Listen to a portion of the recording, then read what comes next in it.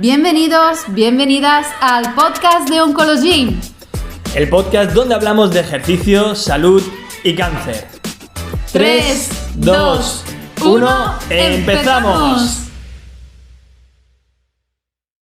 El podcast de Oncology. Bien, como sabréis, actualmente vivimos una situación donde cada vez los pacientes saben más sobre el cáncer, tratamientos y bueno, todas aquellas terapias para que les permitan reducir toxicidad, mitigar los dolores articulares, mejorar el efecto secundario que tanto merma la calidad de vida, en este caso la fatiga, entre otros muchos beneficios que circulan hoy en día por redes sociales, internet, etc. Y en gran parte es gracias a personas como el invitado que os traemos hoy. Es un verdadero placer tener con nosotros al doctor Jorge Cubrías, CEO de la clínica CellMedic, cofundador de la Escuela Europea de Ciencias de la Salud, presidente de la SESAP y, como no, es un gran divulgador en redes sociales que, para los más curiosos, si lo queréis seguir, lo vais a encontrar como el @Dr. Cubrías. Doctor Jorge Cubrías, un placer tenerte aquí con nosotros hoy. Muchísimas gracias por aceptar la invitación. El placer es mío, Ángel. Ante todo, agradecer no solamente la invitación, sino el hecho de que habitualmente acepto las invitaciones cuando admiro el trabajo que hace quien me invita. Y es el caso. Él está más claro que el agua. No, hace un trabajo interesante, un trabajo tremendamente necesario en la población en general y hay que multiplicarlos, Ángel. Hay que multiplicarlos, sí. Así que muchas gracias. Gracias a ti. Un placer inmenso tenerte aquí y la verdad que me apetece mucho, pero bueno, ya te lo he dicho antes de que empezara la grabación, ¿no? Es decir, bueno, podríamos estar horas infinitas hablando, pero bueno, al fin y al cabo nosotros tenemos un objetivo y es el divulgar para los pacientes que le llegue una información clara desde la experiencia clínica con formación de profesionales de prestigio y yo creo que tengo muchísimas ganas de empezar, Jorge. Yo creo que podemos empezar por un tema que sería la vitamina D. ¿Vale? Porque aquí me hace gracia, está el misterio de la vitamina D en España, un país con mucho sol, pero vivimos con déficits de esta vitamina. ¿Y esto qué riesgos podría conllevar? La vitamina D juega un rol crucial en mediando un proceso que hoy en día es la madre del cordero del 99% de las patologías que nos afectan.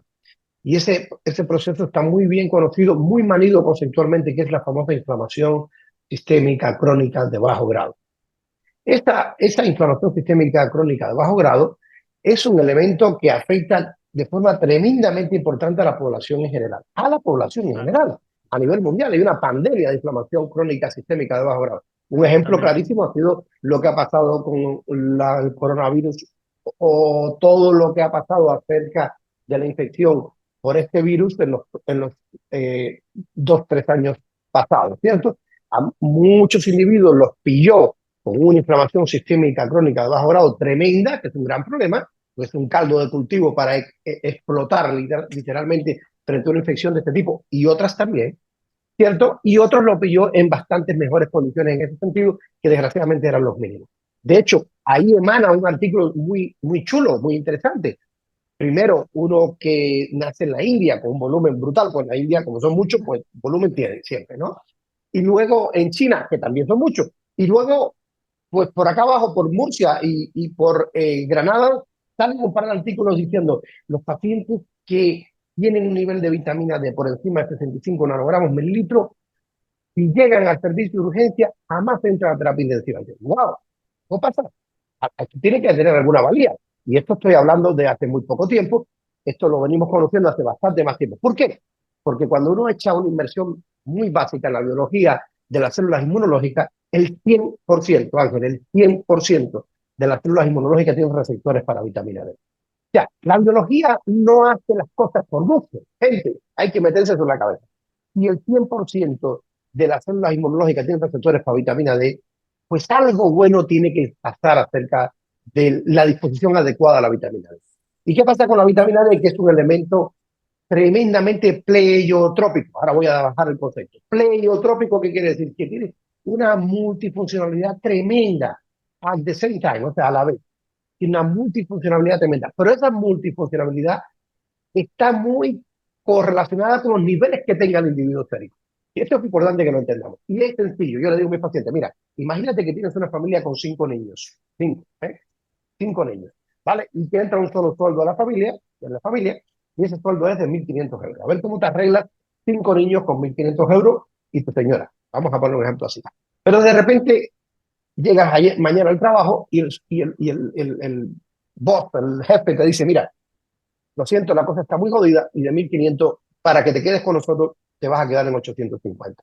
Bien, hay una restricción tremenda en términos de disponibilidad de recursos. Cuando esto ocurre a nivel celular, cuando la vitamina D está a niveles más bajitos, cuando esto ocurre a nivel económico, ¿qué hace la economía?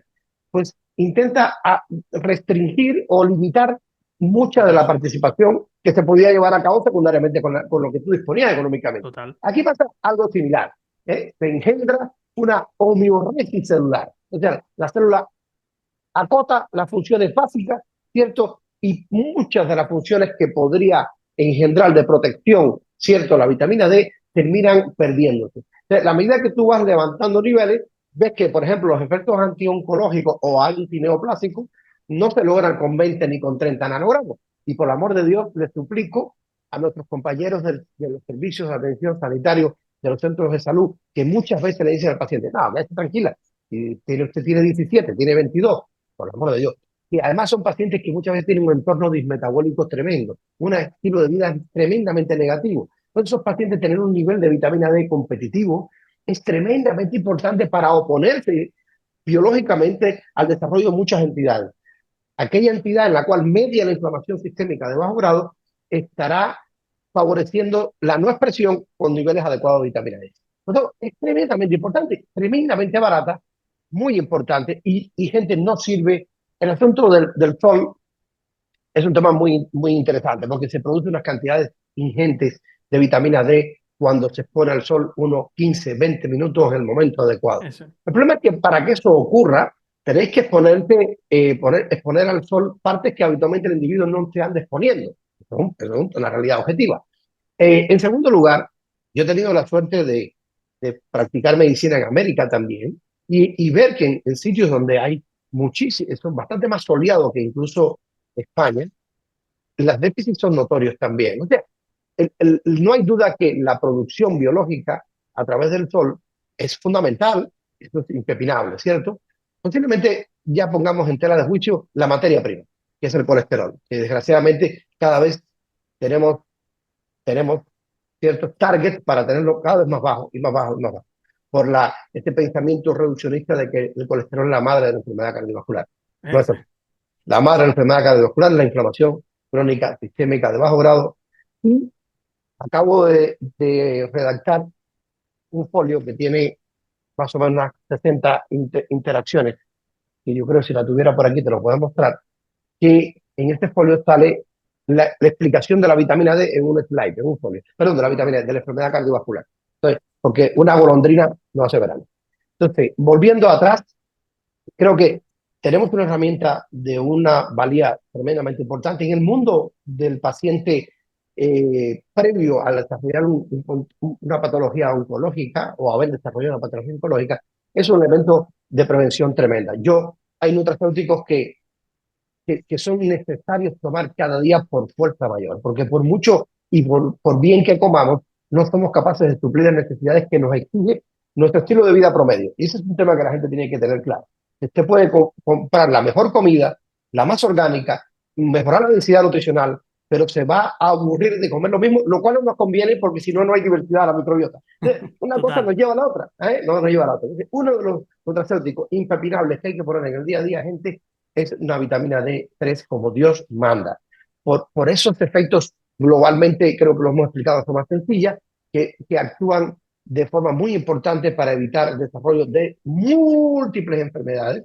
Claro, y cuando esto ocurre, hay muchos compañeros en un sentido crítico y dicen, no, es imposible que sirva para todo. No es que no sirva para todo, es que sirve para lo que genera casi todo. ¿Qué es lo que no entendemos? ¿No? Si tú tienes un tema troncal, que es la inflamación sistémica de bajo grado, hay un elemento muy importante a nivel del citoplasma que se desplaza molecularmente hacia el núcleo para engendrar la producción de una serie de sustancias muy inflamatorias en las células. Este elemento se llama NF-kappa beta, ¿no? Olvídense cómo se llama. Pues hay un freno biológico potentísimo para ese NF-kappa beta, ¿cierto? Que se llama IKK beta. Y ese IKK beta responde exclusiva o casi exclusivamente a vitamina D. Fíjate, vitamina D es como tener un embrague y un freno siempre nuevo en tu Qué coche. bueno. Nos has dado una explicación que yo creo que ha quedado muy claro y ha habido varias cosas que a mí me han llamado la atención, ¿no? Es decir, las dosis que dan por buenas, 17, 22, tal y como has comentado que suelen dar algunos colegas. Claro, entonces, un paciente oncológico que lo que hemos estado comentando antes, ¿no? Les invaden las dudas, tengo el colesterol a tanto, tengo la vitamina D a tanto. Claro, ¿cuál sería la dosis correcta para los pacientes? Teniendo en cuenta, claro está, que cada paciente es un mundo, que cada tratamiento es un mundo, pero más que nada para que les Eh, quede mínimamente claro eso. Esa es una de las peores preguntas que siempre me hacen. Porque responder esa pregunta con objetividad es, Es ser, compleja. es compleja, muy compleja. Voy a intentar explicarlo para que la gente lo entienda. Fijaros, algo que no dije, porque hablé de la importancia de la vitamina D en pacientes que no han desarrollado una patología oncológica. En pacientes que tienen patologías oncológicas, la vitamina D ha demostrado generar beneficios múltiples. Biológicos así. Disminuye la proliferación celular. Que cuando uno tiene un proceso oncológico, las células se convierten en unas perfectas, auténticas, maléficas, eh, capaces de engendrar crecimiento acelerado y proliferar. La vitamina D ha disminuido en pacientes con patología oncológica la proliferación. Esto es muy importante porque también ha disminuido el vascular endothelial growth factor, que es un factor que favorece la metástasis o las metástasis. Fíjense qué interesante. Como dije hace un ratito, disminuye o enlentece o evita la sobreexpresión de la inflamación, lo cual también es muy, pero muy Es importante. importante. Y cuando tú medias todos estos factores, habitualmente otro de los fenómenos que hace es que optimiza la apoptosis, o sea, la muerte celular programada. Imagínense que una célula se vuelve loca por tanta injuria, ¿eh? Nos portamos mal, nos dormimos a la hora que querramos, no somos felices. Ojo, el ser feliz es muy terapéutico, cuidado, es mucho más importante ser feliz, tener buenas relaciones personales, sociales, familiares. Hoy en día esto tiene un valor incalculable, ¿cierto? Y no lo estamos poniendo en cuenta, ni lo preguntamos a nuestros individuos, ¿cierto? En la consulta. Es muy importante. Ok, es fundamental entender que los niveles de vitamina D a la hora de que exista una activación de este proceso de muerte celular programada, cuando las células se salen, se escarrea porque ha sufrido tanta injuria, tomo alcohol en demasía, para no decir tomo alcohol, me maltrato, no me levanto del sillón viendo Netflix, me acuesto a las 3 de la mañana, ¿cierto? Ando peleando con mi mujer, con mi suegra, con mis hijos, con la vida misma, me molesta donde trabajo. Fijaros cuántas injurias celulares, ¿eh? Tremenda. Cuando esta célula se cansa de esto, dice, oye, ¿sabes qué? Yo quiero seguir viviendo y me voy a escapar de este comportamiento. Y para ello hay un proceso biológico que se llama apoptosis que requiere de un nivel de vitamina D adecuado, competente, que le dice, espere, usted no se va a ningún sitio. Usted yo lo voy a eliminar, ¿cierto? Para que no se me convierta en una célula neoplástica. Vean qué interesante, es una cosa súper básica, súper básica. Eso es muy importante. Ahora,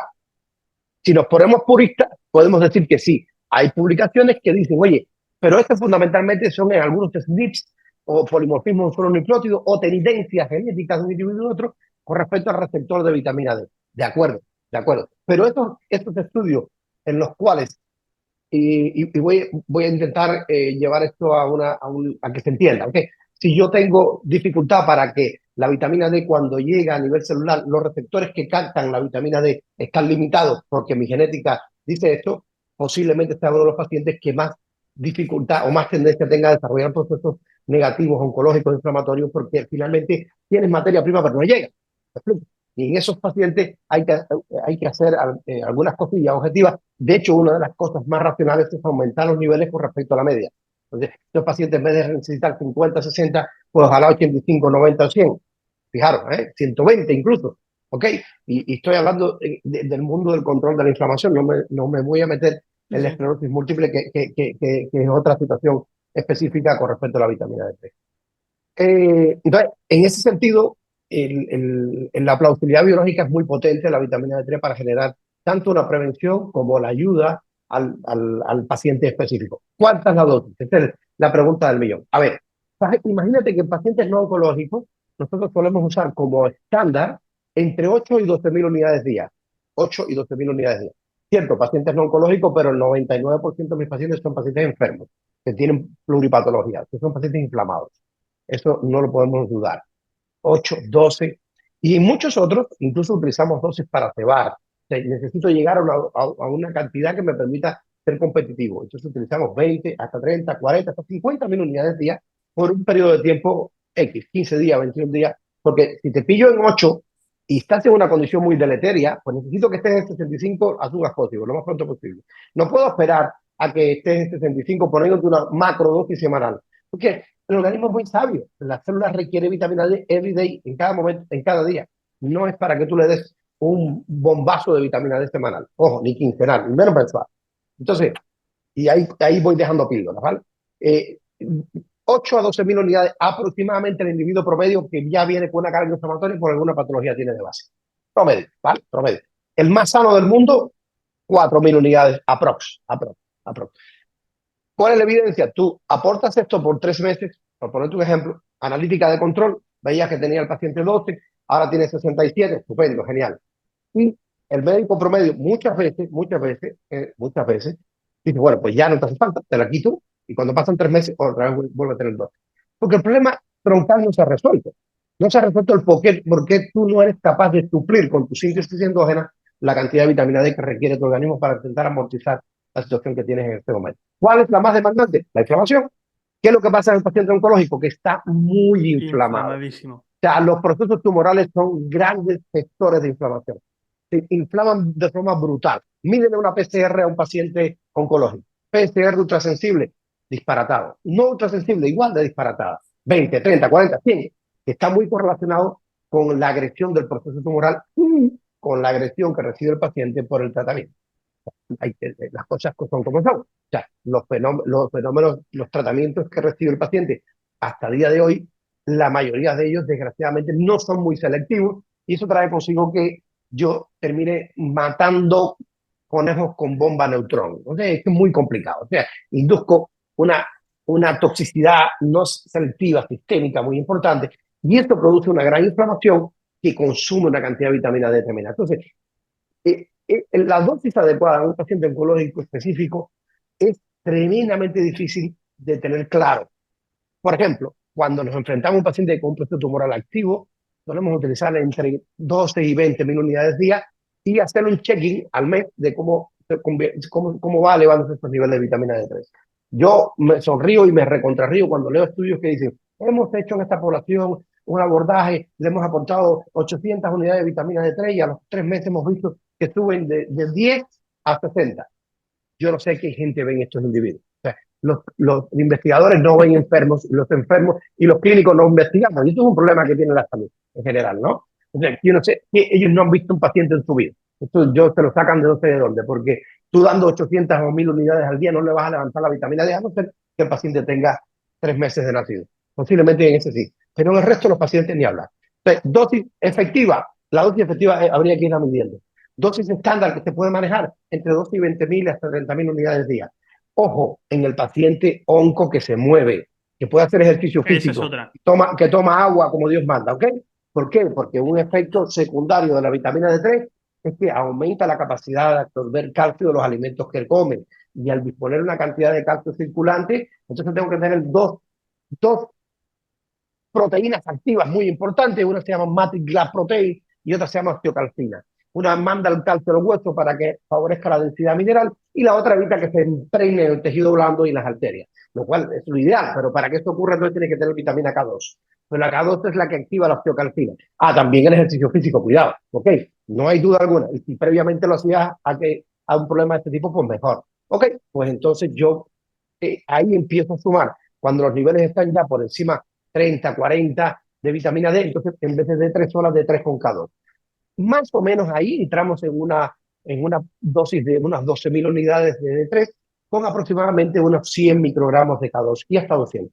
Con eso vamos a evitar de que haya calcificación para intentar ser un poco más objetivos y que no se tomen medidas, que no se tomen decisiones solo por lo que digo, ¿no? Porque evidentemente yo soy el mismo que cuestiono esto. Me interesa siempre ver el contexto para poder determinar qué es lo mejor. Recordar que presido una sociedad que es la Sociedad Española de Salud de Precisión y queremos ser lo más preciso posible para no gastar ni tiempo ni recursos y ser objetivos, ¿vale? Me parece maravilloso esto que has dicho porque has aterrizado muchísimo el concepto, ¿no? A veces nos pensamos, cuando vamos al médico, de que es sota, caballo, rey y no hay más. Y al fin y al cabo nos olvidamos de que existe un contexto y que es fundamental tratar el contexto para solucionar todos los problemas que hay en la salud. Es decir, no podemos parchear y lamentablemente lo que estoy viendo es que estamos muy acostumbrados a poner parches y no tratar el problema de la raíz. Ah, y Y... cuando te... Sí, sí, adelante, adelante. No, perdona, cuenta. No, y que te iba a decir que cuando utilizamos un principio activo, una herramienta, la solemos utilizar de forma estratificada, estandarizada, protocolizada. Y eso hoy en día es criticable incluso hasta con el manejo de los fármacos. Hay muchos fármacos que hoy en día, si tú practicas medicina en Estados Unidos, para prescribirlo tienes que tener un estudio de farmacogenómica del paciente, que es lo mínimo que se podría tener. Entonces, una de las cosas tremendamente importantes en nuestros Total. pacientes oncológicos es que tuvieran un estudio farmacogenómico para poder discernir qué droga les es menos tóxica, más tóxica y poder manejar dosis. Pero claro, recordar que los abordajes hoy en día están estandarizados por la Big Pharma. Dice, este paciente tiene que ser esta dosis de esta forma y por este tiempo. Oye, la evidencia, quien ve pacientes oncológicos se da cuenta que hay algunos que aguantan como campeones las dosis X y muchísimos no aguantan como campeones. Hay un deterioro muy importante de la serie roja, la serie blanca, Total. y además te viene abajo el paciente, empieza a ejercer un efecto tremendamente tóxico. Desgraciadamente, no hay una oncología de precisión. La oncología de precisión empieza a nacer en el mundo de la inmunoterapia ahora mismo, que todavía está en pañales, dicho sea de paso. Y lo que se aplica habitualmente son estándares. Y esos estándares no se ven el contexto del individuo. Y si no ves el contexto del individuo, gente, no puedes hacer un abordaje de precisión. Y no estoy culpando a ningún compañero nuestro oncólogo que ya bastante carga de trabajo tiene, Total. desgraciadamente. Ok, tiene una carga brutal. Esto es un tema de gobierno, un tema de Estado y un tema, desgraciadamente, mundial, en el cual debía que dedicarse mucho más tiempo, debía meterse en el mundo de los servicios sanitarios eh, estatales, ¿cierto? El papel del entrenador es fundamental, ¿no? Es que es fundamental. Es que los otros días, cuando sale en el diario que en Madrid ya se puede prescribir, el médico puede prescribir ejercicio físico, coño, pues ya la verdad es que no sé para cuánto va a servir, porque otra cosa importante es que tenemos que los médicos saber qué vamos a prescribir, porque si Es no eso. sabemos, pues esto es una locura, es una locura. Pero bueno, indistintamente, ya es un paso por lo menos conceptual, ya veremos cómo se va aplicando. Entonces es fundamental, así como el papel del nutricionista. El nutricionista tiene que estar en el equipo. Entonces, ¿cómo puede un paciente oncológico, usted coma de todo? Por amor de Dios, pero es No, como si no existiera no existiera la valoración de la génesis del proceso oncológico asociado al metabolismo. Y eso es el 85% de los procesos tumorales, que eso lo describió Otto Warburg hace muchísimo tiempo y que hace 5 o 10 años se está sacando nuevamente con tremenda valía, pero no se practica. Y es un tema tremendamente serio. Y además, tremendamente necesario poner en la palestra. No voy a seguir por ahí porque nos escarriamos de lo que veníamos hablando. Pero fíjate no, que, pero hablando de vitamina D, no sé qué tiempo ya llevamos, pero para que tengan una idea que yo siempre le digo a mis alumnos, una golondrina no hace verano. Eso hay que verlo siempre en el contexto, siempre. Sí, sí, absolutamente. Pero es un gusto y fue una de las razones por las que, para las que te quería invitar, ¿no? Y es que creo firmemente en el concepto que tenéis tanto tú, el doctor Sergio Abanades, sois personas con las cuales yo tengo la esperanza de que, a ver, sonará así, pero de que otra medicina es posible realmente. Bueno, no es que sea posible, es que ya está haciendo posible a muchísimos de los pacientes. Y a la vista está. Nosotros llevamos ahora 3 años con Oncologym y lo digo siempre, sin lugar a dudas, las personas que han hecho el papel de, no me gusta decirles pacientes, sino una compañera les dijo, son los actientes, los que forman parte activa de su recuperación, ¿no? Los que Absolutamente. preguntan a profesionales, vale, ok, temas de vitamina D, vitamina C, que ahora comentaremos, que se pone en manos de la medicina integrativa. Sinceramente, yo creo que es fundamental el abrir el abanico y que se empiece a trabajar en equipo, ¿no? Absolutamente, absolutamente. Medicina Absolutamente. convencional, integrativa, que van de la mano. Es que, claro, pero para eso tiene que acontecer una cosa importante, que es que tiene que darle tiempo al médico para hacer medicina, para que Eso se es. convierta lo que fue hace muchísimo tiempo, cuando mis profesores eran directores de orquesta.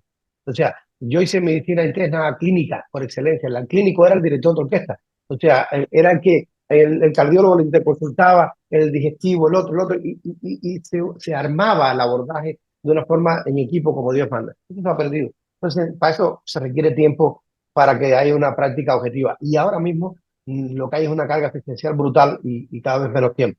Yo estoy muy contento porque muchos compañeros del mundo de la oncología, que hace unos 20 años, cuando empezamos en el ámbito oncológico, no clínico, en la oncología, que del clínico hace un poquito más, eh, decían que estas cosas eran, bueno, pues nada, como siempre, ¿no? El ser humano siempre lo primero que hace es despechar.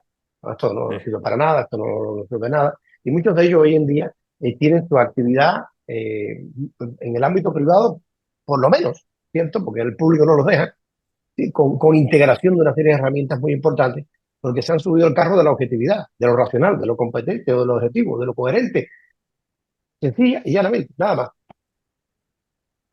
Yo creo que está siendo súper interesante. Yo creo que me gustaría pasar de la vitamina D a la vitamina C, ¿no? Está en boca de muchísima gente.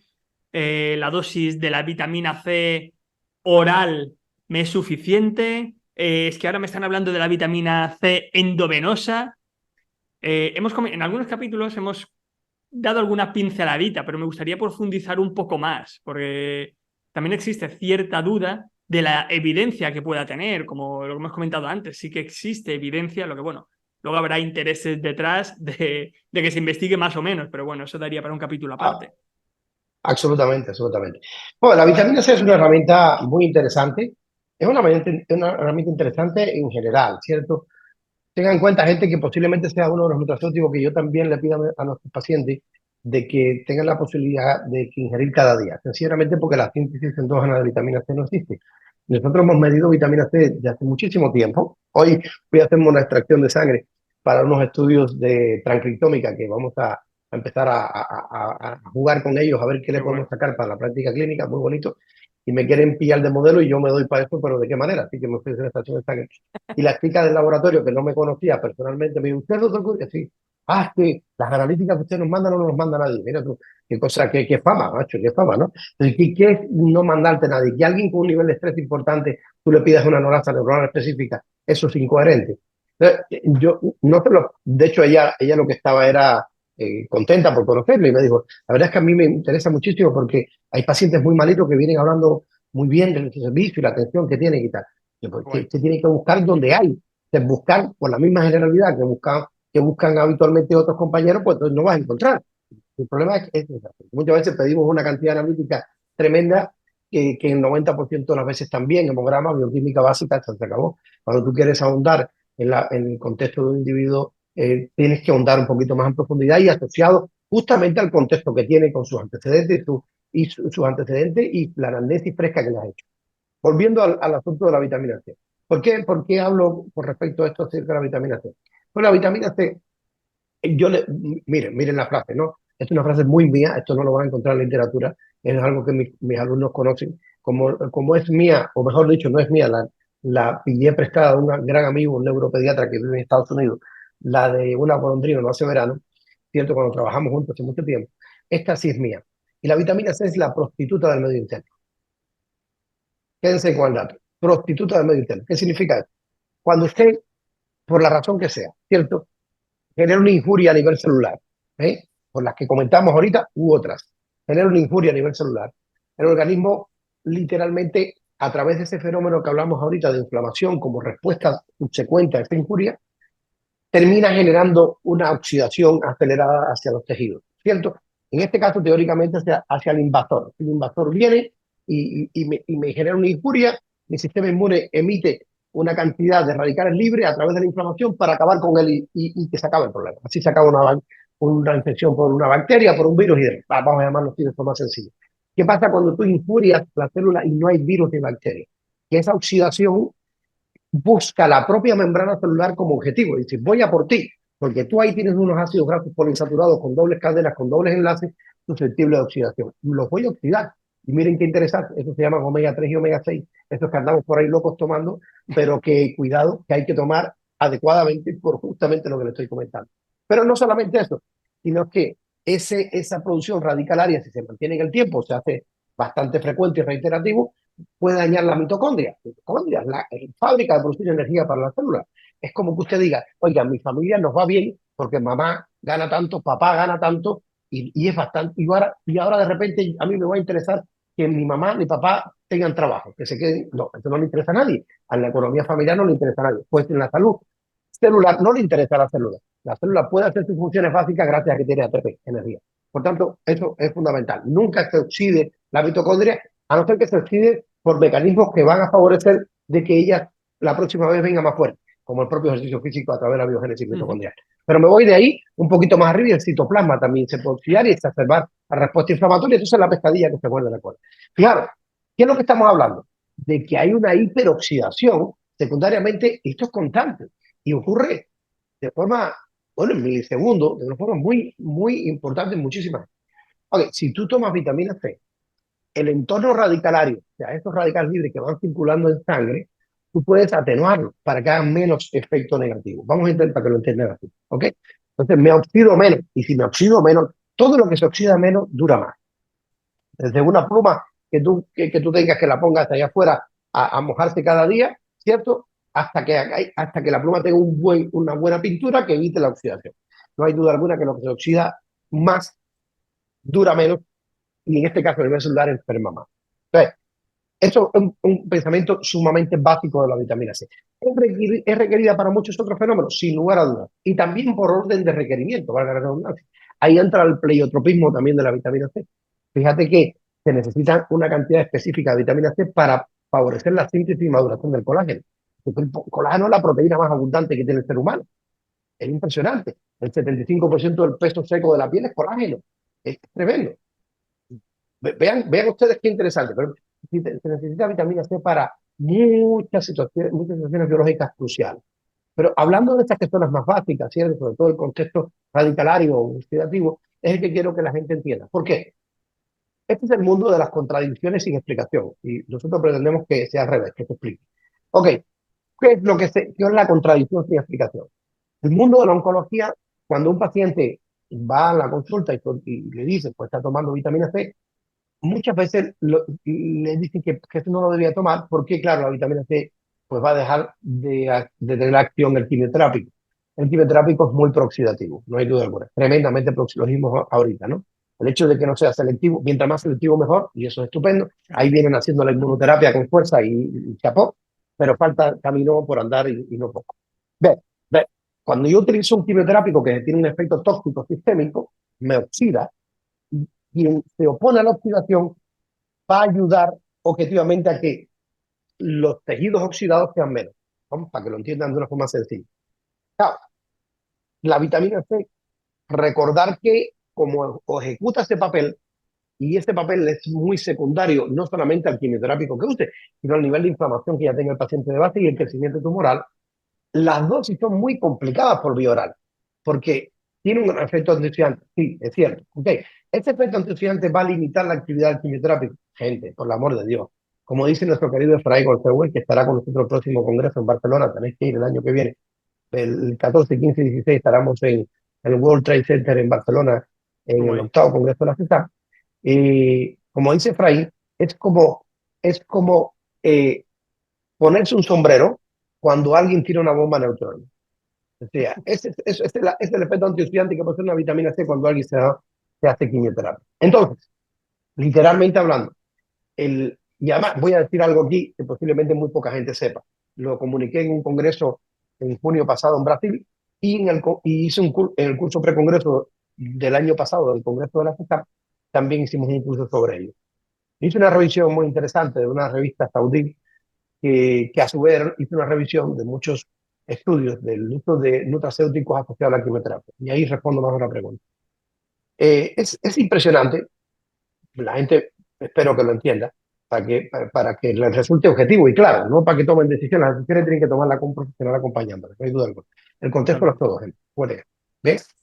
¿Qué es lo que se vio en estas revisiones? El 76% de los estudios que se utilizaron antioxidantes múltiples, ¿eh? Unos usaron NAC, otros usaron glutatión, otros usaron vitamina C con vitamina E, o sea, diferentes mix de antioxidantes, junto con la quimioterapia, se vio que en el 76% de los estudios revisados, la sobrevivencia, o sea, sobrevivían mejor los pacientes, la calidad de vida en el tiempo que estaban enfrentando el tratamiento era muchísimo mejor, y además de esos 76, un 34% de los estudios, la mortalidad disminuía con respecto a lo esperado.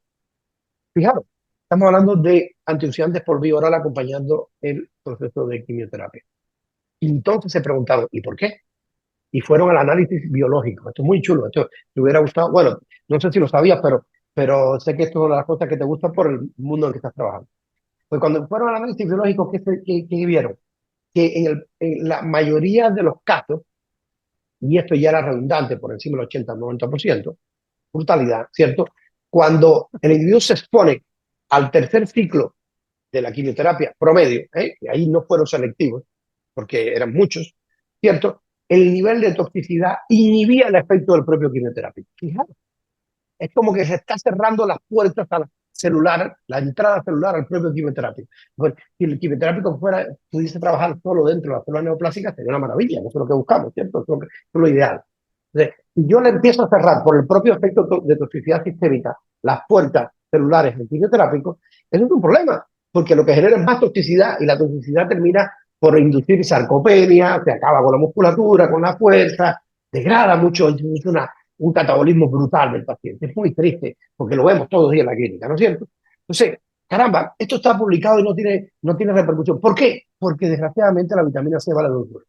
Y los otros antioxidantes también. Y no son patentables. Nos guste o no, pero ya hay canas en la cabeza como para ser muy coherente y objetivo. O sea, literalmente hablando, si ojalá, si estas tuvieran otro valor, las cosas fueran diferentes. Entonces, realmente es el abordaje de antioxidantes por vía oral un elemento que afecta el rendimiento de la quimioterapia promedio. No, no lo es. No lo muestran ellos, no es la experiencia mía, lo muestran ellos de forma objetiva. Bien, ok, no quiero decir con esto que nadie vaya a ir a tosigarse de antioxidantes, porque tampoco es bueno, recuerden. O sea, Claro.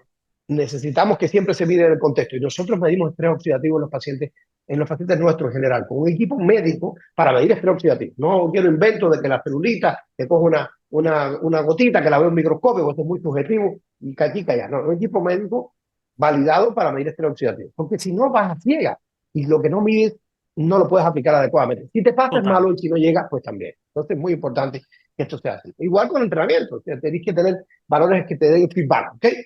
Sí, sí. Entonces, en ese sentido, creo que acotamos un poco el efecto antioxidante de la vitamina C, sí o no. ¿Y cuánto?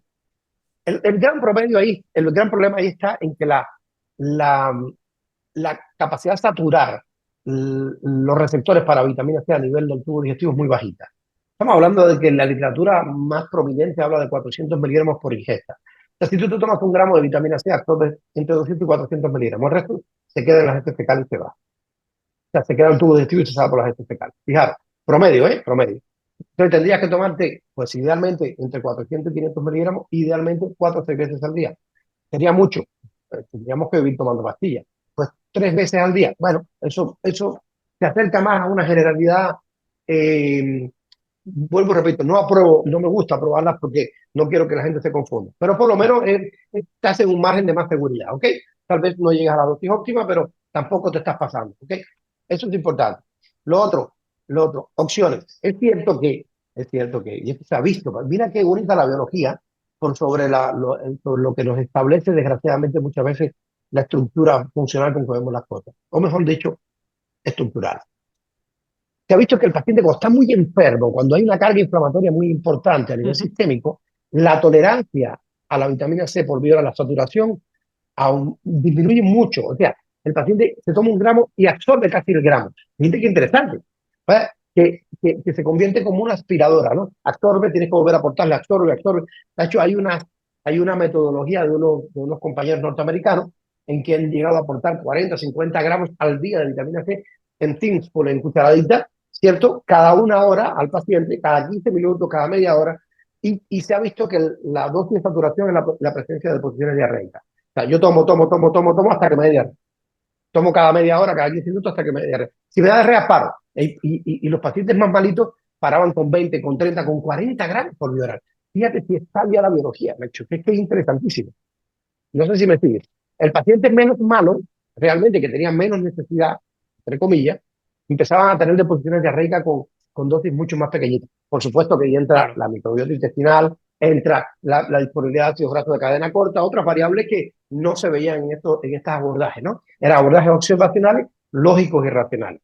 ¿Significa que hay que estar pegado a un frasco con vitamina C tomando todo el día? No, no. Significa que lo ideal sería medir el nivel de estrés oxidativo y determinar una dosis más o menos adecuada. Ahora, este es el efecto antioxidante que se logra por vía oral.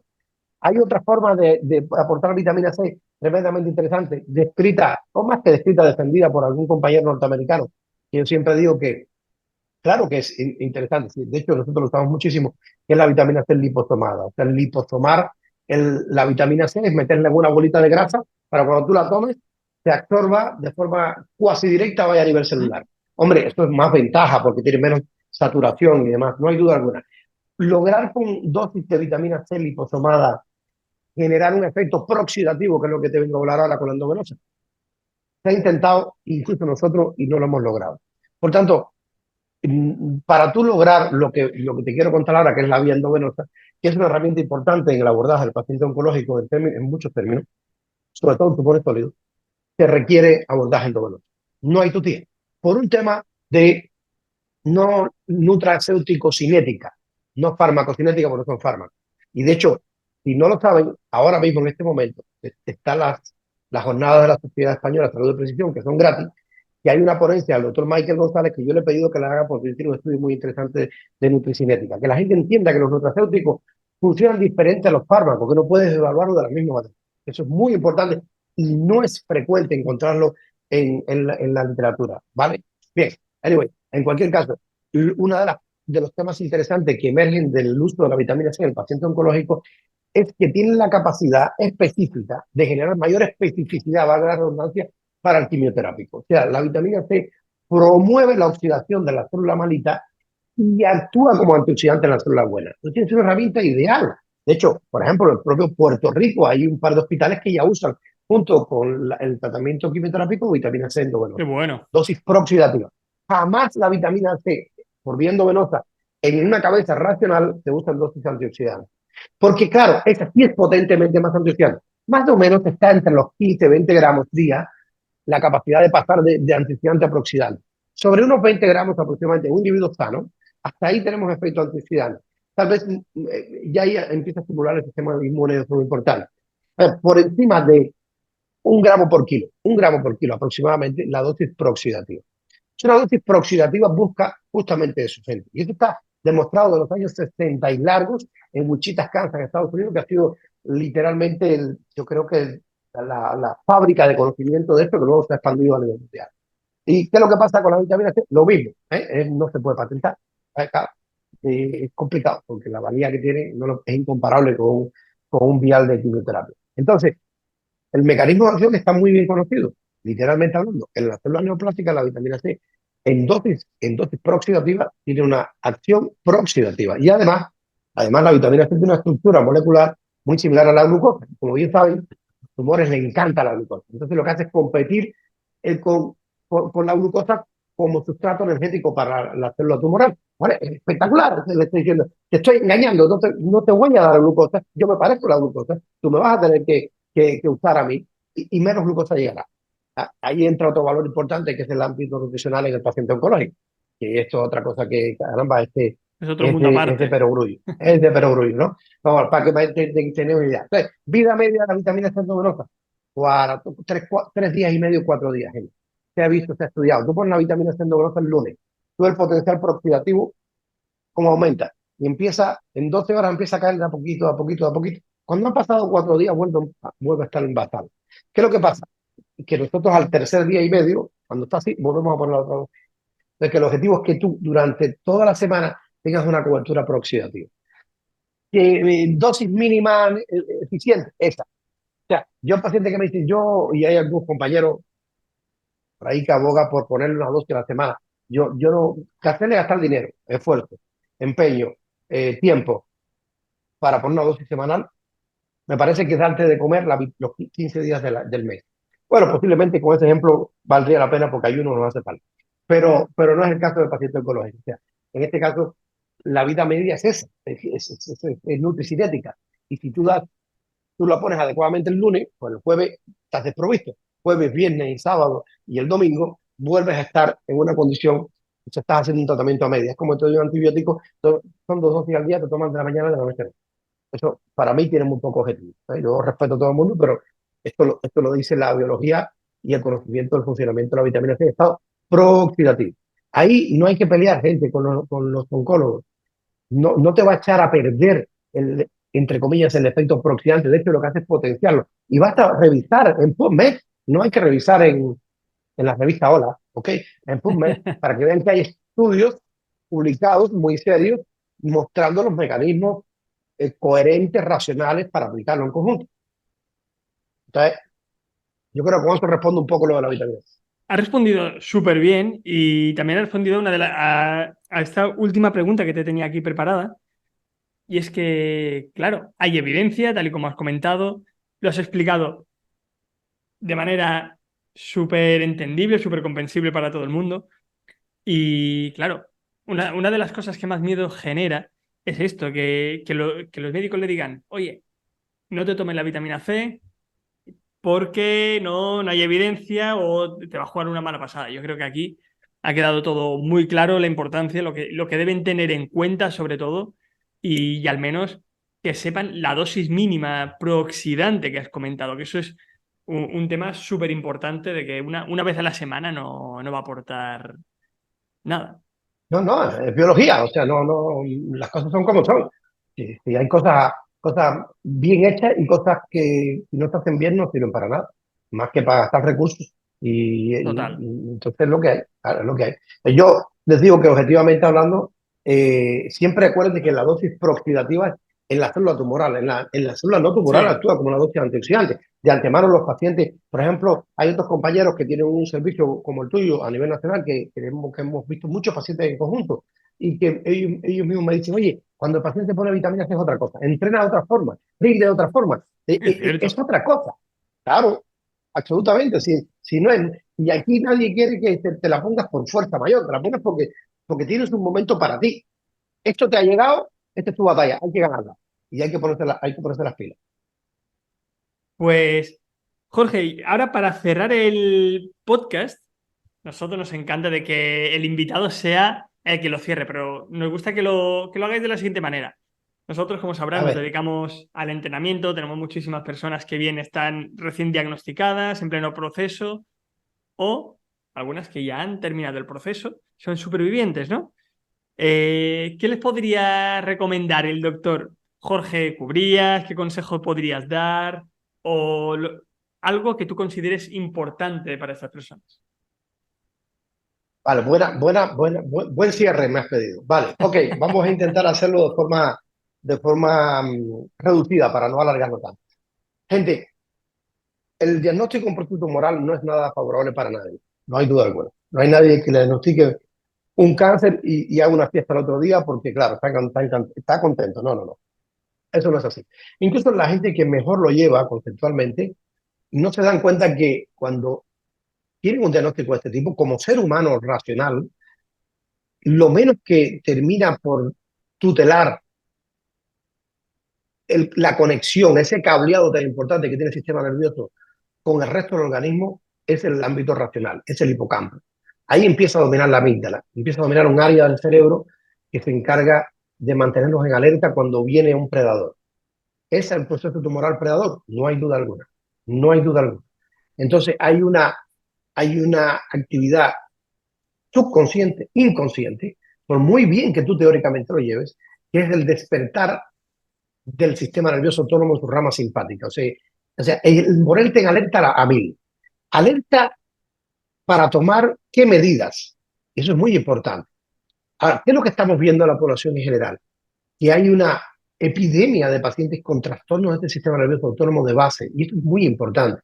De antemano es uno de los factores que favorecen el desarrollo del proceso oncológico, entre otras enfermedades. Entonces, el hecho de que tú, cuando, si te pasa algo de esto, o incluso ya eres un superviviente, terminaste con el tratamiento quimioterápico, las cosas van bien, los marcadores se negativizaron, tienes tus controles cada 6 meses, ahora cada un año, todo va perfecto. Gente, por el amor de Dios, pónganse en manos de un equipo competente que le valore el sistema nervioso autónomo, que le valore las respuestas simpáticas versus parasimpáticas, que le valore neurotransmisores de tipo dopamina, noradrenalina, adrenalina versus acetilcolina, que valore la frecuencia cardíaca. Esto es fundamental. No sé qué. Imagínense que están estupendo, háganlo. Que están muy malitos, háganlo. Que han empezado, háganlo. Háganlo siempre que puedan. Porque esto es algo que, a pesar de la rotunda evidencia y la troncal plausibilidad biológica, hoy en día los sistemas no le están haciendo caso ninguno. Ninguno. Y es tremendamente importante. Porque esto trabaja solo 24/24. Si logramos tener esto bien, para que tengas una idea, el organismo entra en una fase en la cual cualquier injuria que le llegue lo saca de la homeostasis, o sea, de ese equilibrio, pero es más fácil volver a ella, ¿vale? Que si tú te sales y cuesta volver a ella, entonces tenemos problemas para que haya otra recidiva, o una recidiva, otro proceso neoplásico, u otro problema. Entonces, esto posiblemente sea la mejor de las recomendaciones. No, tenéis un proceso de este tipo diagnosticado. Céntrate en qué.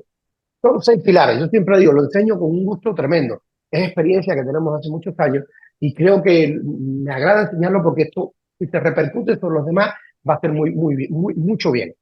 Primero, la valoración del trabajo del sistema nervioso autónomo. Siempre. Segundo, la nutrición. Nutrición consciente.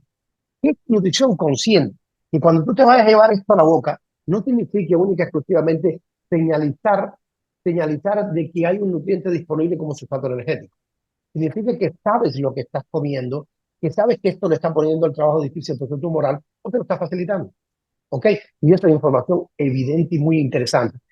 De hecho, de antemano, en el Congreso, el Nutri que trabaja con nosotros, Pablo Rimán, dará una charla de salud, o sea, de nutrición de precisión en oncología. Muy interesante, con diferentes tipos de procesos tumorales, cómo responden mejor a un programa cetogénico, sí, pero cetogénico con un poquito más de hidrato, con menos hidrato. Bueno, y ustedes necesitan una carga de hidratos previo para que al otro día rinda. Si no, el paciente, por mucho, si no tiene glucógeno, ¿de dónde va a sacar para rendir el músculo, no? Anyway, nutrición impepinable, ¿cierto? Lo tercero que es sumamente importante, el entrenamiento. Es evidente, esto, vamos a ver, y es que no hay nada que orqueste mejor la salud que lo que emana tras el entrenamiento. No hay duda. Llámense mioquina, giricina, como le quieran llamar. Pero imagínense que usted tiene un director de orquesta que es el mejor del mundo, que es el tipo que es capaz de dirigir 100 orquestas a la vez y todas ponerlas a trabajar espectacular. Ese es el entrenamiento. En el paciente oncológico, el entrenamiento es una herramienta troncal, fundamental, que debía haber presión para que se metiese ya, pero de forma objetiva y regulada en los servicios de salud nacional. Dios mediante así será un futuro, pero por lo pronto hay que hacerlo. Y hacer el entrenamiento en manos de profesionales competentes. Estirar un pie no es entrenar. Salir a pasear el perro es bueno, como dice nuestro querido amigo y eterno profesor Carlos Saavedra, es bueno para el perro. Para el perro. A no ser que quieras trabajar en zona 2 y le den la vuelta a Bilbao, bueno, es otra cosa. Es otra cosa. Pero aquí estamos hablando de entrenamiento específico que evidentemente hay una cantidad de evidencia brutal. No solamente para atenuar el riesgo, no hay duda alguna, de desarrollar un proceso oncológico. Por eso debíamos hacerlo todo. Yo aquí estoy sentado en una silla que estoy pedaleando. Estoy hablando contigo, estoy pedaleando. Esta es mi silla de consulta. Mi desk es de pie, mi escritorio es de pie, yo no trabajo sentado. Y cuando me siento, lo que hago es pedalear. Hay que hacerlo, no nos queda otra. Y luego, si el paciente ya tiene proceso oncológico, el entrenamiento es tremendamente importante. Han mostrado mejorar la supervivencia, ha mostrado disminuir el ratio de toxicidad de la quimioterapia, ha mostrado beneficios que el paciente duerma mejor, que esté más estable emocionalmente. Esto es muy importante, ¿ok? Luego hay nutracéuticos de valía. Sí, gente, hay nutracéuticos de valía. Posiblemente lo menos conocido a nivel sistémico es que hay herramientas biológicas de tremenda valía. Hay herramientas biológicas que están muy bien dirigidas para actuar sobre el P53, el gen policía celular. y, por ejemplo, ahí destaca con creces la cúrcuma, pero cualquier cúrcuma no, tiene que ser 400 miligramos por dosis de liposomada, idealmente por lo menos 3 veces al día. Estás en una batalla. Igual en una batalla tienes que estar alerta todo el tiempo. Alerta, entre comillas, ¿ok? Tienes que poner los puntos donde tienes que ponerlos y lo más preciso posible. Hay nutracéuticos de mucha valía, mucha valía. La berberina tiene actividades. Yo revisé y habían 16 actividades antineoplásticas de la berberina en un paper que publiqué y un día esto compartí. Un omega 3 de calidad es necesario, es tremendamente necesario, te protege la masa muscular para que no te vayas al traste, para que no usas esa gran sarcopenia que muchas veces terminan los pacientes teniendo. ¿Ok? Esto es muy importante. Luego, la vitamina C neurosa, por los mecanismos que ya hemos explicado. ¿Cuál es lo ideal? Lo ideal es que sea un periodo de 3 meses, como mínimo, que vayamos observando cómo van cambiando las imágenes, los marcadores asociados con la quimio. No hay que pelear, y al contrario, son sinérgicos, por el amor de Dios.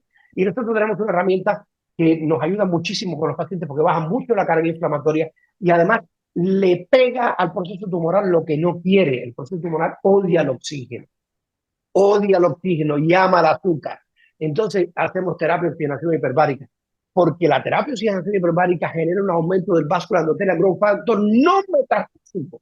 O sea, una vía diferente hace llegar oxígeno no a través de la hemoglobina a nivel de las células. Por tanto, el paciente, es muy importante, muchos de estos pacientes tienen una caída de las células rojas, la hemoglobina está muy bajita y la blanca también, siento los leucos están bajitos, y tú mejoras la oxigenación tisular a través del 2,3-disfosfogliceratoso, que es el factor de disociación de la entrega de oxígeno, a través de la terapia de oxigenación hiperbárica. 6 herramientas, 6 pilares troncales. Después, si quieres hacer hipertermia o no, y hay un proceso tumoral sólido específico que pueda llegar a la hipertermia, ya es un tema en el cual incluso yo no tengo una experiencia marcada. Pero estos 6 tips, y con estos 6 tenéis una batalla más fácil de ganar, literalmente. Yo creo que con esto intentamos terminar, porque si no estoy yo hablando de esto, podemos pasar 2 o 3 días. Ha sido un cierre espectacular y que me encantaría de que la gente viera de que, bueno, como me dijo una vez un compañero, un amigo médico, dice, cáncer hace años que ha dejado de ser sentencia de muerte, ¿no? Tú muy bien lo has dicho, de que nadie lo espera, nadie lo quiere, pero bueno, una vez ha llegado, porque viene sin avisar, pues poner todas las herramientas que se puedan para... Una batalla para ganar, hay que ponerse... Totalmente. Eso. No se procrastinicen, por el amor de Dios, no se procrastinicen. Un proceso tumoral es algo que viene a hacerte daño, pues tú a él. O sea, es in front of you. No, esto no que mañana, que es que tengo que preocuparme de mi primo, mi tío. No. Usted primero. Pues si usted sale de esto como Dios manda, ya se podrá preocupar de los demás. Pero ahora, usted primero. Yo lo digo a mis pacientes, ahora mismo este tiempo es para ti, ¿eh? Aquí. No me mires para los lados, ¿no? Que si mi primo... No, nadie. Usted primero. Primero usted, segundo usted, tercero usted. Después que hayan pasado 6 meses de que esto ya esté controladito, bueno, empezamos a negociar. Pero ahora mismo, you first. Totalmente. Pues, señor doctor Jorge Cubrías, muchísimas gracias por haber aceptado la invitación. Ha sido un verdadero placer. Tengo aquí todo lleno de anotaciones. Siempre es un aprendizaje con la gente que invitamos, así que muchísimas gracias. Y para la gente... Ha sido un gusto. Ha sido un verdadero placer, de verdad te lo digo. Y espero que la gente que nos haya escuchado, espero que hayáis disfrutado tanto como nosotros de esta charla. Y lo que decimos siempre, muy atentos, muy atentas, porque los siguientes invitados también vienen muy fuertes. Un abrazo y nos vemos en el siguiente episodio. ¡Hasta luego! Muy bien. Bye, chao. Muchas gracias por haber escuchado el podcast de Oncology. Te esperamos en el próximo episodio.